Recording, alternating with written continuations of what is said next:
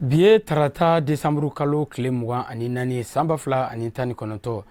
an balima bamanankamɛnnaw Mali kɔnɔ ani Mali kɔ kan an ka foli ni waleɲumandɔn bɛ ka ɲɛsin aw ma nin waati in b'a sɔrɔ aw minnu matarafalen bɛ jabaraniw kɔrɔ yasa a bɛ se ka faamuyali sɔrɔ TV série 2 bamanankan kunnafoniw na minnu bɛna ɲɛfɔli kɛ aw ye Mali kunnafoniw ani diɲɛ fan wɛrɛ taw la an b'a fɔ ɲɛna ko nin y'o kuma selen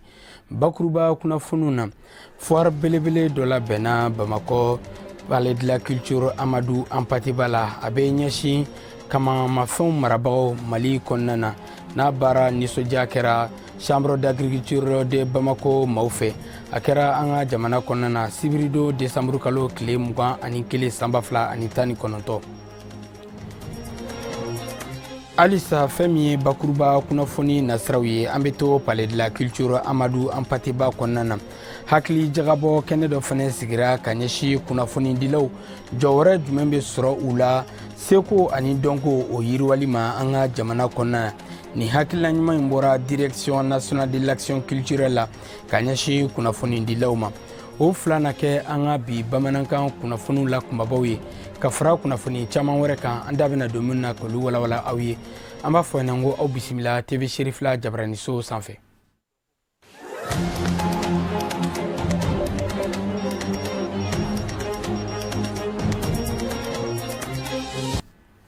aw ni ce aw ka ɲamadali fɛ ka ɲɛsin série 2 TV jabaraniso ma bakuruba kunnafoniw na an da sera ma k'a fɔ ko foire belebele dɔ labɛnna an ka jamana kɔnɔna na ni nin tun y'a siɲɛ fɔlɔ ye a bɛ ɲɛsin kamamafɛn o marabagaw ma an ka jamana kɔnɔna na n'a tɔgɔ ye Faba ye Faba ale tako fɔlɔ a labɛnna an ka jamana kɔnɔ sibirido Desambre kalo tile 21 sanba fila ani 19 a kɛra minisiri min ka baara ɲɛsinnen bɛ mɔniko ani baarako ma an ka jamana kɔnɔna na an ka ɲinikɛla Amadou Diallo a n'a ka jatala Mohamed Traoré nka a bila kale Musa Fɔnba fɛ.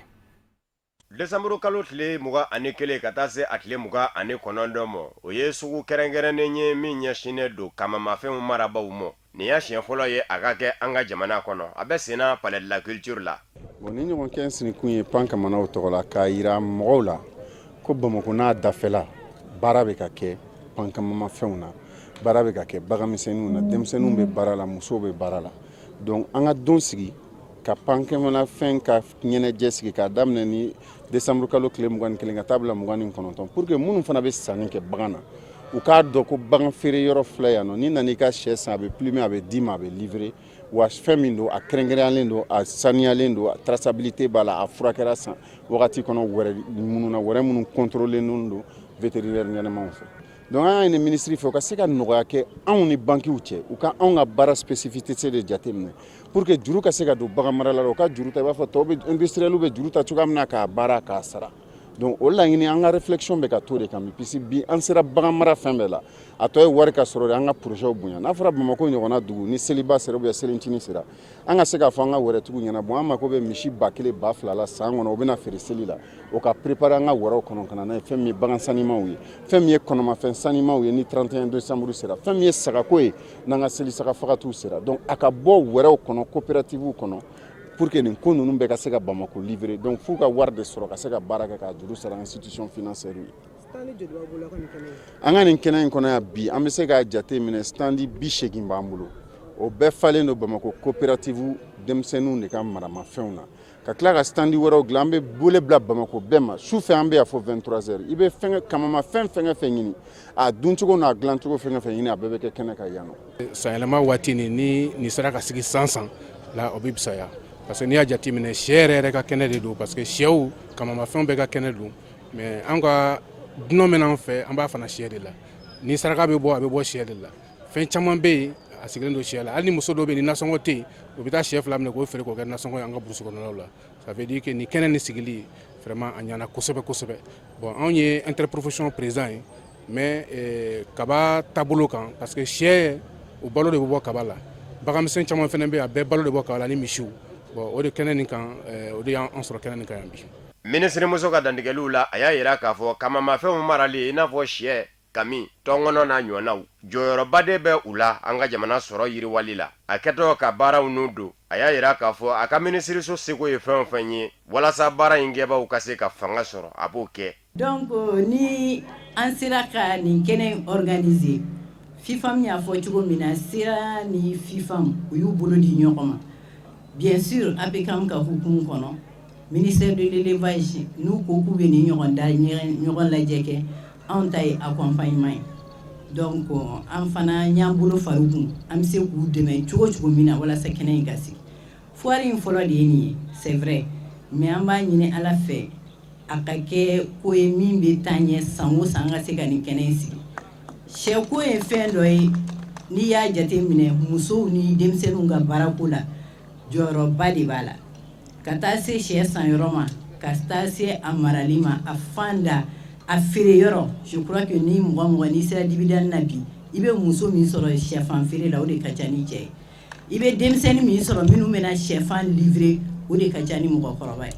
donc denmisɛnninw ka baarako la n'an b'a fɔ o ma employabilité sɛ jɔyɔrɔba de b'a la. An b'aw ladɔnniya k'a fɔ foire min bɛ senna n'a ɲɛsinnen don kamamafɛnw ma a bɛ to senna fɔ décembre kalo tile 29 palais de la culture la Bamako guwanuw minnu bɛ cogo n'u k'a ma ko standi o 80 de bɛ yen wa munumunu kɛra ka ɲɛda guwani ninnu fɛnɛ kan.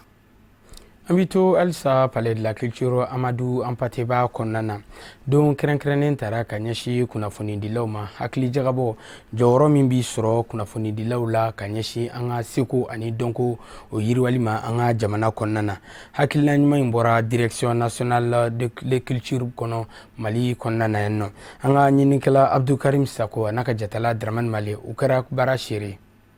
Cakɛda min ka baara ɲɛsinnen don seko ani dɔnko waleyaw ma an ka jamana kɔnɔ n'u b'a fɔ a ma direction nationale de l'action culturelle u ɲɛmɔgɔ u y'a yira nin kɛnɛ in kan k'a fɔ Mali seko ni dɔnko an bɛ don min na ko bi a jɔyɔrɔ ka ɲi kosɛbɛ k'o jɔyɔrɔ ɲuman in walasa u ka se ka yakubaya jamana kɔnɔ ani jamana kɔ kan k'a ka kan kunnafonilaselaw olu ka u sen don a baara la ko baw olu de bɛ kɛ sababu ye ka kɛtaw ni fɔtaw se yɔrɔ la a fɔba n'a kɛba tɛ yɔrɔ minnu sɔrɔ o nasiraw de la u ye nin kɛnɛ in sigi n'o ye hakili jagabɔ kɛnɛw ye kɛnɛ min n'a bɛ ɲɛnamaya kunnafonidiso caman ɲɛmɔgɔw fɛ fo ka taa se maa minnu ka baara bɛnbɛn seko ani dɔnko baaraw ma an ka jamana kɔnɔna na a yirala k'a fɔ an ka jamana n'o ye Mali ye o ye seko ni dɔnko jamana ye kabini lawale la o seko ni dɔnko kɛra sababu ye jamanadenw ni ɲɔgɔn cɛ kabini kabilaw ni siyaw ni ɲɔgɔn cɛ ka don da kelen fɛ ka bɔ da kelen fɛ kabini kunu lawale tɛgɛdigi ɲɔgɔnma ani badenya kɔnɔna na. Jateminɛ camanba de y'an bila nin hakilina in na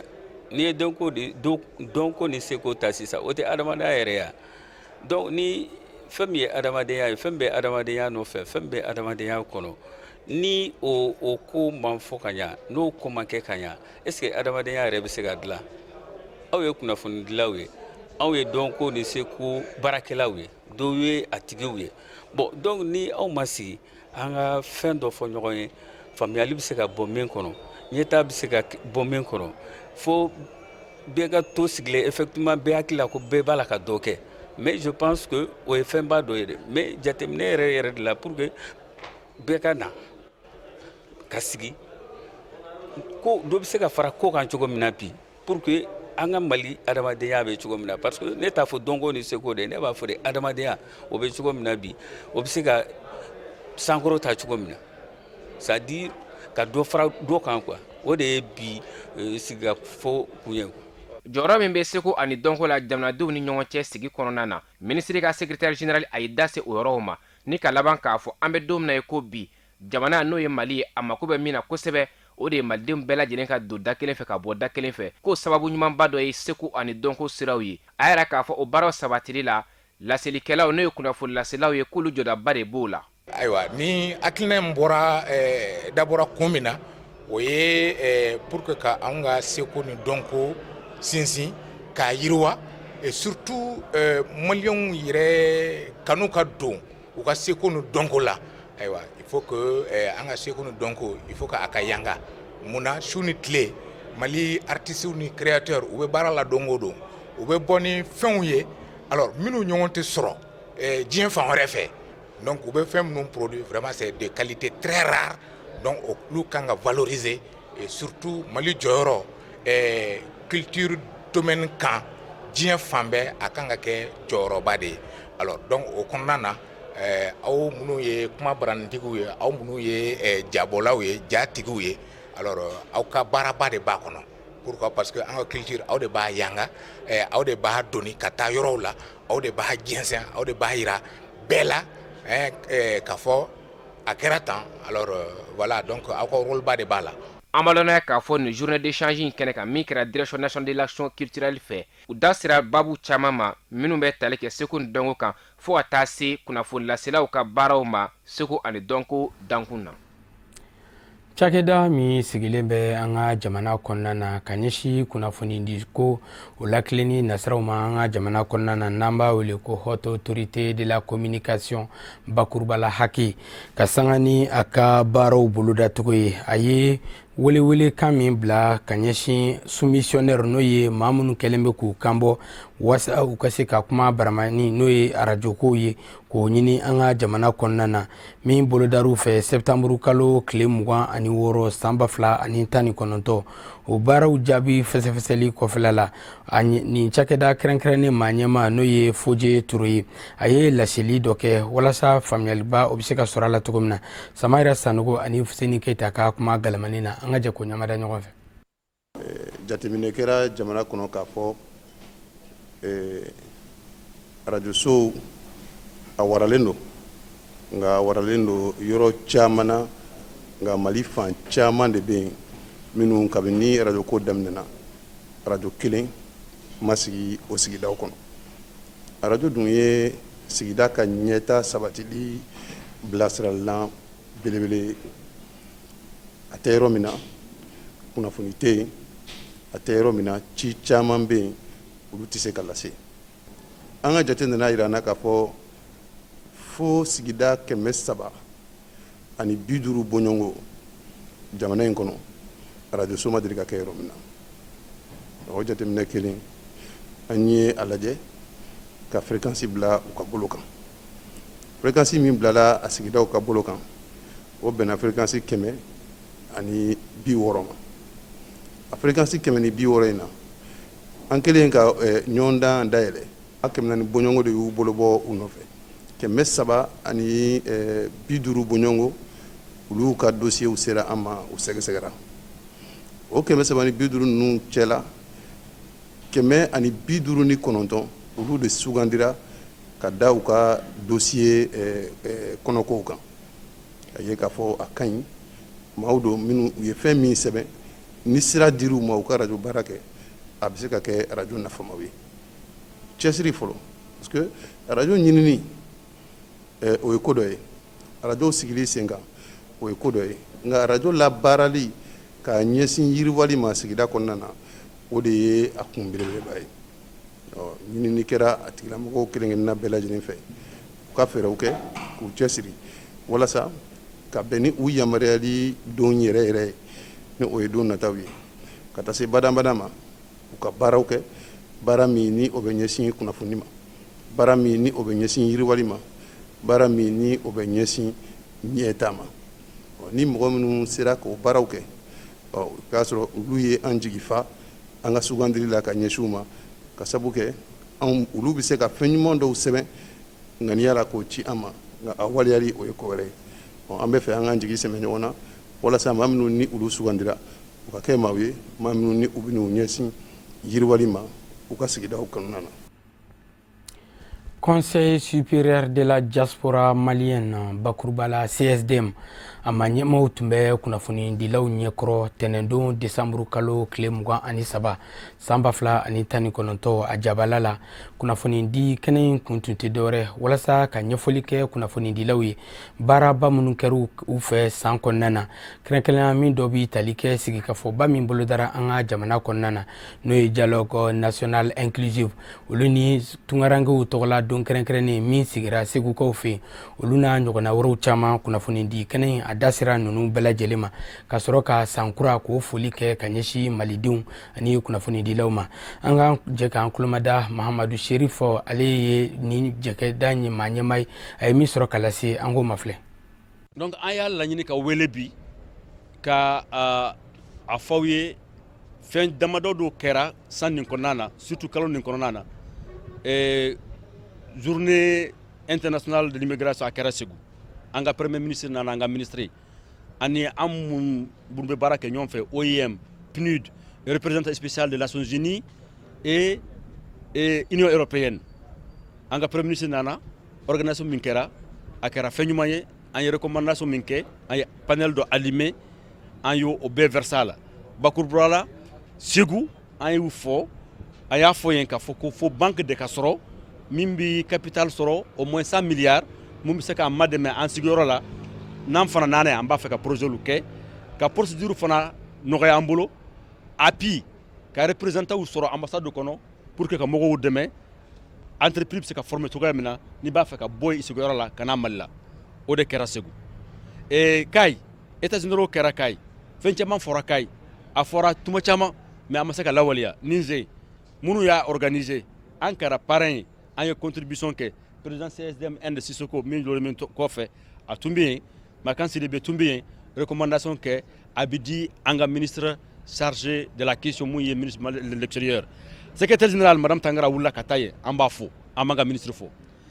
a sabanan a n'a labanna ye fɛn min ye o ye dialogue nin ye an ye dialogue nin laɲini an ni opposition ni société civile o kɛra a labanna kunu an m'a mɛn k'a fɔ ko o motion de remerciement fɔra an ka ambassadeur ye olu dudu ye an ka représentant direct ye o ye baara ɲɛnama kɛ ambassade ninnu kɔnɔna na ambassade mugan naani Mauritanie ra an b'a fɛ ka motion de remerciement k'a f'u ye u ni ce an m'a mɛn fana k'a fɔ ko min kɛra a ko bɛɛ kunna président de la république instruction bolo o de ye premier ministre Dr Boubou Cissé ye fɛn ma f'a ye donc an b'a fɛ k'a fa remercier k'a fɔ a ni ce a ka wulikɛjɔ la a ka baara min kɛ a kɛra kunayɛrɛ ye a bɛnna an b'a fɛ ka min kɛ Maliko la o bɛɛ fɔra an b'a ɲin'a fɛ a y'a ko bɛɛ de kɛ pour que fɛn min fɔra tunkarankew ka tɔgɔ la Mali tɔgɔ la maliden bɛɛ ka tɔgɔ la a ka lawaleya. Rassemblement pour le développement de l'Afrique RDA ale kanubagaw ana lafasabagaw ka bɔ Côte d'Ivoire Mali kɔnɔ ani La Guinée u bɛɛ lajɛlen farala ɲɔgɔn kan sibirido décembre kalo tile 21 san 2019 Memorial Modibo Keita la Bamako k'u ka jɛkuluba ka baaraw nun don min dɔ bi tali kɛ Alassane Dramane Ouattara n'ale ye Côte d'Ivoire jamana ɲɛmaa ye a kɛlen bɛ ka baaraba minnu kɛ Côte d'Ivoire kɔnɔna na ani baara kura minnu bolodalen b'a fɛ walasa u k'u bɛɛ lajɛlen bɛ se ka jidi cogo min na ni jɛkuluba in sigira senkan walasa ka Alassane Dramane Ouattara ka baarakɛlaw kɔkɔrɔma don an ka ɲininikɛla minnu kɛra baara sirɛ an ka jɛ k'u ka sɔrɔlenw ɲɛmada. Ni lajɛrɛ min filɛ nin ye ni a sigira sen kan Rassemblement pour le développement de l'Afrique bakuruba la RDA a y'i togo kura maaw fɛ ni a kun ti dɔwɛrɛ walasa ka Côte d'Ivoire jamana ɲɛma Alassane Dramane Ouattara k'a ka hakilinaw kɔkɔrɔma don Côte d'Ivoire ani farafina gun kan. 1946 an faw ka fa o nana Bamako yan ka RDA kɛ Rassemblement démocratique africain o ka farafin bɔ jɔnya la o ka en hɔrɔnya kula ye en 1960 ka daminɛ en 1960 fo sisan problème de développement ɲɛtaga kow bɛ jamanaw kɔnɔna la donc anw ye hakili min sɔrɔ parce que an bɛ duniya kula le la farafindenw farafin kameledenw k'u ka kɛ ɲɔgɔn kan u ko hakili di ɲɔgɔn ma an bɛ se ka farafinna lataga ɲɛfɛ ɲɛnima mais o tɛ se k'a kɛ n'an ma mɔgɔ ye a baara la an ka mɔgɔ min ye a baara la kɔsan na o le ye Alassane Dramane Ouattara ye a ka baara min kɛ an ka jamana ye Côte d'Ivoire ye bɛɛ ya jamana le ye Maliyɛnw ya jamana le ye Laginɛkaw ka jamana le ye Libériens ka jamana le ye a ka baara min kɛ Côte d'Ivoire an nana yɛra farafin kameledenw la k'o bɛ se ka Alassane ta u ka karamɔgɔ ye parce que karamɔgɔ ɲɛnama le n'o tagala Alassane ka kalankɛso la o bɛ se k'u ka jamanaw dɛmɛ sɛbɛ la. Jɛkuluba in ɲɛma n'o ye Ali Badara Konate ye a y'a jira k'a fɔ ko farafinna ka yɛrɛma hɔrɔnya ko o tɛ sabati fɔ farafindenw ka fara ɲɔgɔn kan ka hakilinaw kɛ kelen ye ka miiriyaw ta ɲɔgɔn fɛ minnu b'a to farafindenw ani farafin jamanaw u ka se ka bɔ gwɛlɛya ani degun kɔnɔna na. An nana Bamako an nana dɔw ɲini Bamako n'i bɛ fɛ ka ko kɛ farafinna n'i ko k'a ka ɲa i bɛna Bamako le fɔlɔ donc an nana Bamako an bɛ min ɲini farafindenw fɛ u k'u kɛ ɲɔgɔn kan an ka bɔ kuma kolonfɔw la an ka jamanaw bɛ se ka taga ɲɛfɛ ɲɛma an ka kindaw bɛ se ka taga ɲɛfɛ ɲɛma kamelenden bɛɛ kan k'a lɔn ko n'i bɛ kameleya la fanga b'i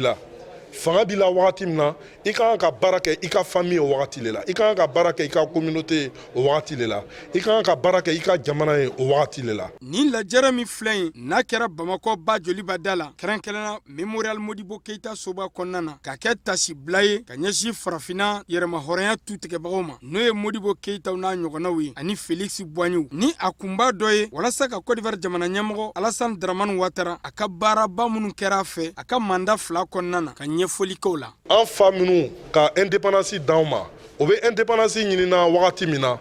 cɛkɔrɔbaw tun tɛ kameledenw de tun bɛ kameledenw de bɛ se ka jamana lataga ɲɛfɛ kameledenw ka o kɛ ɲɔgɔn kan pour que Mali bɛ se ka taga ɲɛfɛ ɲɛma développement sira kan pour que Afrique bɛ se ka taga ɲɛfɛ ɲɛma développement sira kan mais o karamɔgɔba ye mɔgɔ min ye o le ye Alassane Ouattara ye a karamɔgɔden fɔlɔ ye mɔgɔ min ye o le ye Amadou Gon Coulibaly ye a bɛ baara min kɛla Côte d'Ivoire il faut que Afrique malien kameledenw ye o baara kelen kɛ Mali la o y'o baara kelen kɛ La Guinée o y'o baara kelen kɛ Ghana ani Afrique jamana tɔw la an nana o le fɔ Bamako lajɛrɛ in kɛra wagati ye walasa nabagaw ka bɔ Mali kɔnɔ ani Côte d'Ivoire ani farafinna jamanaw kɔnɔna na u bɛɛ lajɛlen k'a dɔn k'a fɔ ko farafinna jamanaw ani farafinna jamana kɔnɔdenw k'u bɛɛ lajɛlen ye kelen ye wa u ka kan ka u ka hakilinataw kɛ kelen ye walasa farafin jamanaw kɛrɛnkɛrɛnna farafinna sifinnakaw olu ka siniɲɛsigi bɛ se ka sabati cogo min na ngo mirina min nana bonya i dalen kan mirila parce que u b'u ka jamana ɲɛmɔgɔba n'o ye Alassane Ouattara a n'a mɔgɔ bɛ k'a dɛmɛ ka baara la u bɛ kuma o hakilina de kan k'a fɔ hakilina in kana sonsoro hakilina in kana ben hakilina in yelen mɛnɛnen ka to waati bɛɛ o bɛ mun fɔ o b'a yira k'a fɔ bibi na anw yɛrɛ minnu fana bɛ Mali kɔnɔ ne miiri nan'o la anw bɛ dialogue la bi anw ko maliyɛnw ka sigi bi ka kuma maliyɛnw ka kɛ ɲɔgɔn fale ani ɲɔgɔn gese ye maliyɛnw ka hinɛ ɲɔgɔn na maliyɛnw ka ɲɔgɔn lamɛn gɛlɛya minnu b'an kan an bɛɛ ka jɛ ka hakilina in fara ɲɔgɔn kan ka kɛ hakilina ye min b'an ka jamana bɔ a bɛ gɛlɛya min na bi maa min fana nana n'o miirina ye an kana nkalon tigɛ o y'an ka président ye n'o ye Ibrim Boubacar Keita ye ale de nana n'o fana miirina ye ka jukɔrɔma don ka miirina ye k'a kɔlɔsi ka cɛkɔrɔba ɲumanw ni musokɔrɔba ɲumanw ta k'u bila ɲɛfɛ k'an ka jɛ an ka kuma olu nana bɛn o waati ma ka aw hakili jigin k'a fɔ ko mouvement kura min sigilen filɛ sen kan k'a tɔgɔ kɛ mouvement alasanisiw ye ni a hakilina ɲuman bɔra Ali Badara Konate n'a tɔw la u y'a yɛrɛ k'a fɔ ko don nataw la u n'a ni jɛkulu in u n'a fɛnsɛn farafinna jamana bɛɛ lajɛlen kɔnɔ ka Alassane Dramane Ouattara kɛ misali ye farafinna jamana kɔnɔdenw bolo kɛrɛnkɛrɛnna farafinna sifinw bolo farafinna ani diɲɛ fan wɛrɛ kibaruyaw bɛ lase Musa Fɔnba fɛ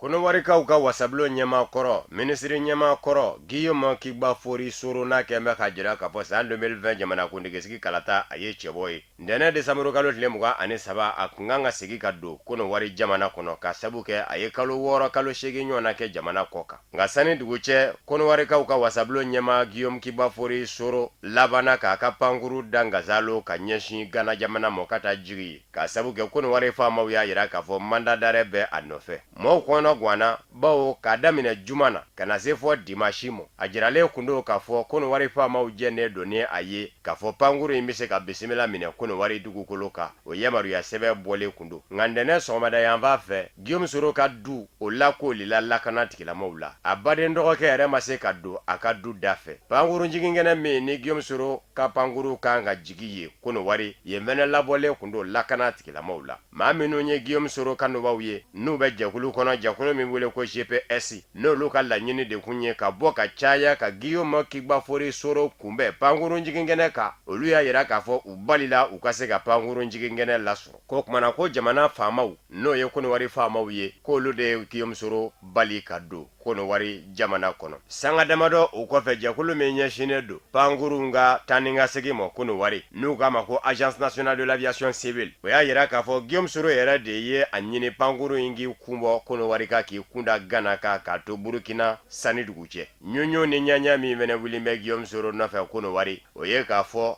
a kuma fɛ ka basigi tiɲɛ jamana kɔnɔ faso nafolo fana sɛfabare miliyari 1 ni miliyɔn 500 ka y'o yuruku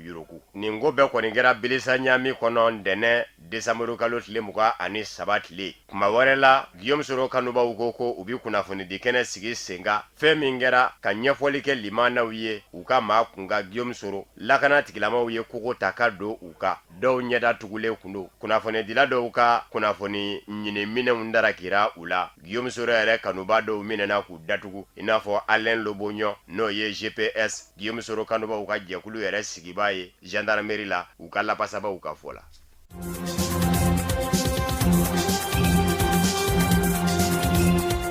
La Guinée fanga sinamatɔw ye a jira ntɛnɛ desanburu kalo tile 23 k'a fɔ wasadensigi kalata min bolo danbɛ ko février kalo tile 16 la Guinée olu tɛna ye a kɛnɛ kan ka sabu kɛ laɲini dɔw bɛ yen o ma se ka dafa jamana ɲɛmaaw fɛ ka se ka kalata labɛn kalata min bɛ kɛ kalata joli kalata jɛlen ye fanga sinamatɔw ka laɲini ye kalata labɛnni jɛkulu commission électorale nationale indépendante CENI ɲɛmaa ka falen laɲini wɛrɛw fɛnɛ bɛ yen ka fara o kan o de kosɔn Selou Dalen Diallo ni ale ye fanga sinamatɔw ka ɲɛmaa ye a y'a yira k'a fɔ olu sen tɛ se ka ye kalata la kalata min tɛna kɛ jɛlenya kɔnɔ kalata min bɛ nin sinsin kalata gafe kɔrɔ kan ni ka kalata bolo da a barata fiɲɛ caman bɛ gafe kɔnɔ n'o ye kalata gafe ba ye o fiɲɛw kan ka furakɛ fanga sinamatɔw y'a yira k'a fɔ Alpha Condé n'a ma ɲa k'a fɔ olu b'u sen don wasadensigi ka kalata la a b'a fɛ ka yɛlɛma donni min kɛ jamana sariya sunba la fɔ a k'o bɔ a mɔ jɛkulu min sigi bɛ sen ka sariya sunba ferekete yɛlɛmani bali Front National pour la Défense de la Constitution FNDC o ma ɲɛmaaw ye a yira k'a fɔ kalata min bɛ ka kɛ nin ye bɛnbɛnbɛn dɔ de don jamana ɲɛma Alpha Condé fɛ sira fila de bɛ a bolo a bɛ ka baara kɛ ni siraw minnu ye fɔlɔ ka wasadensigi kalata labɛn n'i ye wasabilen wasadenw sigi sigiyɔrɔma 3 a ka se ka fila bɛɛ sɔrɔ n'a ye fila bɛɛ sɔrɔ n'a ko k'a bɛ yɛlɛma don jamana sariya sunba la wasabilen kɔnɔ bɛɛ o b'a sɔrɔ a tɔgɔla wasaden de ka ca ye walikɛlen sira filanan a b'a fɛ ka wasadensigi kalata o ni foroba kalata référendum fara ɲɔgɔn kan ka kɛ ɲɔgɔn fɛ bilisa ɲami kɔnɔ o kumana k'olu tɛna jɛn n'a ye.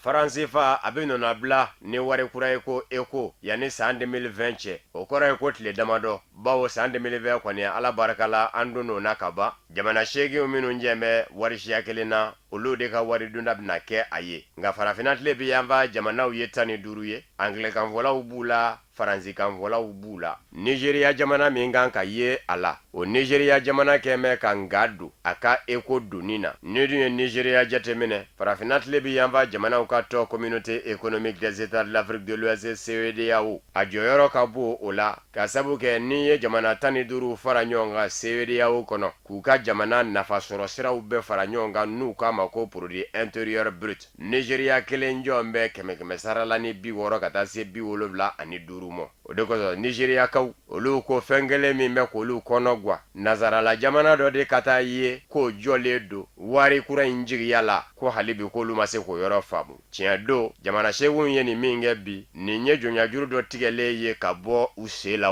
wa jamanaw yɛrɛw ka laɲini y'o ye farafinna tile bi yanfa angilekanfɔ jamanaw n'a faransikanfɔ jamanaw nka yɔrɔ kelen min bɛ yen n'o gwɛlɛya bɛ Nigeria ka wari dunda ye nayira ye a yɛrɛ ta don walasa Nigeria ni jamana tɔw ka fara ɲɔgɔn kan k'u ka jɛ ka ECO dun f'a ka sɔrɔla jamana bɛɛ ka yɛrɛma hɔrɔnya bɛ a bolo sɔrɔ ko nasira kan kɛrɛnkɛrɛnnen ɲɛna faransikanfɔ jamanaw minnu bɛ farafinna tile bi yanfa fɛ k'a fɔ ko faransi bi ye olu jigiya la o kɛmɛ ka hakilina wasuwasu kɛ Nigeria jamana na Nigeria kaw ko olu bolo olu minnu ye angilekanfɔ jamana ye olu b'a ye de k'a fɔ nin ye kuma dɔ de ye kuma min bɛ kɛ labɛn kuma ye ka ɲɛsin hakilina mɔ don nataw la u ko min ma ko transition ka bɔ kuma dɔ la ka taa kuma dɔ la ko jamana 8 gɛmɛ ka para ɲɛ dɔ de kɛ yanni se ka kɛ ɲɔnsɔrɔ yɔrɔ yɛrɛ mɔ k'o b'a sɔrɔla faransi jamana bɔra a faransikanfɔ jamana ninnu jigiya la n'o ye garanti ye u jɔn b'u yɛrɛ ye sa u ni Nigeria kaw ani Ghana kaw ni jamana tɔw bi se ka fara ɲɔgɔn kan k'a fɔ k'u bi jɛ ka ECO dun ECO ka kɛ bɛɛ lajɛlen ka wari dunda ye.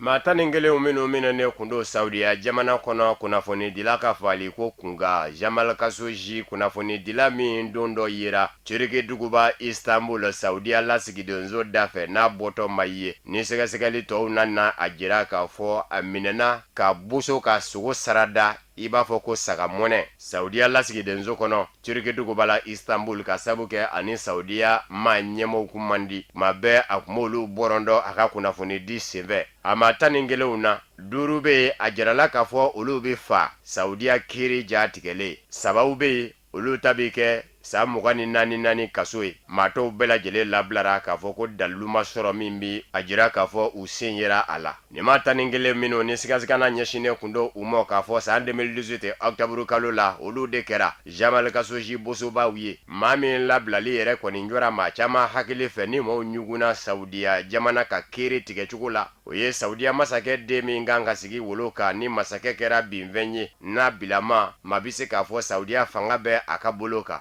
Mohammed Ben Salman MBS ale ka kɔrɔsigi dɔ ko Saouda Al-Qahtani o labilara kiiri fɛ General Ahmed Al-Asri o fana ye Saudiya lakana jakulu kɛrɛnkɛrɛnnen ɲɛma danga ye o fana labilala kiiri fɛ a barata ni n'a ɲɔgɔnna kokolo kɛbaa ye olu de ye ka caya Mohammed Ben Salman a ka kɔrɔsigi n'o ye Saouda Al-Qahtani ye a kun bɛ kiiri bulon kɔnɔ ɲininkaliw tɛnkuna a la nka jamana tɔgɔla kiiri ɲɛmaa ye a yira k'a fɔ dalilu ma se ka sɔrɔ minnu bɛ se ka jira k'a fɔ a nɔ bɛ ko la wa General Asiri fɛnɛ ta b'o cogo la o de kosɔn maa minnu ye hadamadenya hakɛlapasajɛkuluw ye olu y'a yira k'a fɔ kiiri in kɛra tɔ k'a jɛ ye diɲɛ seleke naani tɔma Nations Unies ka sɛgɛsɛgɛli kɛ sira dɔ y'a yira k'a fɔ Saudiya masakɛ de Mohammed Ben Salman MBS dɔnyɔrɔ bɛ Jamal Khashoggi faali la wa Amerikikaw ka lakanajɛkulu kɛrɛnkɛrɛnnen CIA fɛnɛ y'a yira k'a fɔ a dɔnyɔrɔ bɛ Jamal Khashoggi kundonni na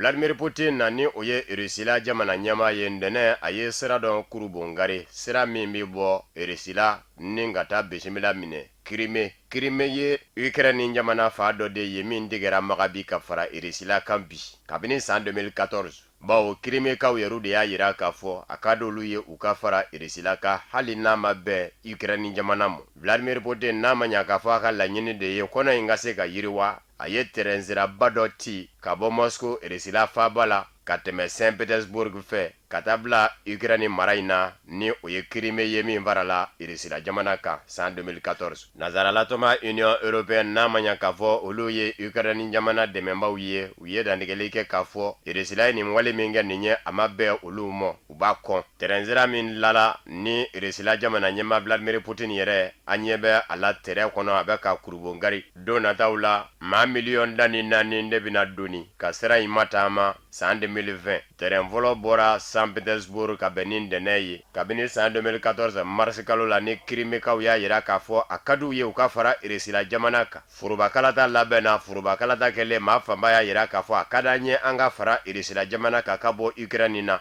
Ukraine min gɛmɛ k'i yɛrɛ lakodɔn nazaralatɔma Union Européenne jamana dɔ ye Ukraine kɛlɛcɛw ani Crimée kɛlɛcɛw karila ɲɔgɔn na bawo forobakalata kɛlɛ ni maa fanba y'a yira k'a fɔ an bɛ taa Rusila fanfɛ o ma bɛn Ukraine ma ɲɛmɔgɔw ma o fana labanna mugu ni kisɛ la maa bata ni zaba de bɔnɛna a nin na